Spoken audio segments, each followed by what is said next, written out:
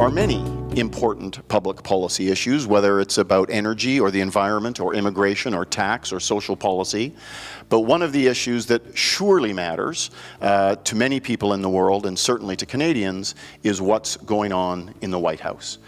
And you may or may not have noticed that things that are coming out of the White House these days, statements, proclamations, executive orders, or tweets, are interesting. Whether you are a supporter or an opponent of the current policies from the current president, there's no doubt about it that it matters to Canada and to Canadians and to Americans and America and, frankly, to the world. We're here at a public policy school.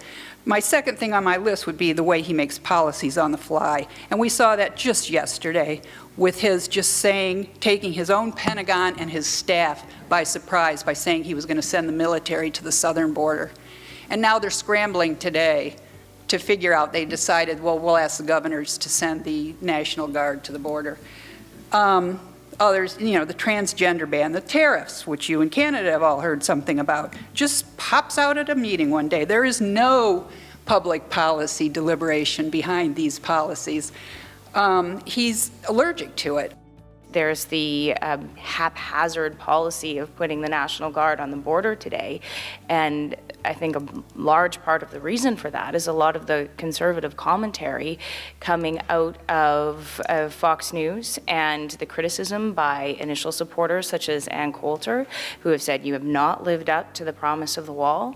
And it is that continued need for affection and the continued need to have that base fired up that is resulting in the policy decisions being made on the fly. And I wonder how much he's demeaned the currency of experience. When JFK ran in 1960, 14 years in Congress, 4 years in the United States Navy, well-traveled, best-selling author, had won the Pulitzer Prize, he, by the standard of the time, was considered inexperienced. Nixon, who was only 3 years older, had talked about having some gray in your hair and was considered, he had been vice president for 8 years.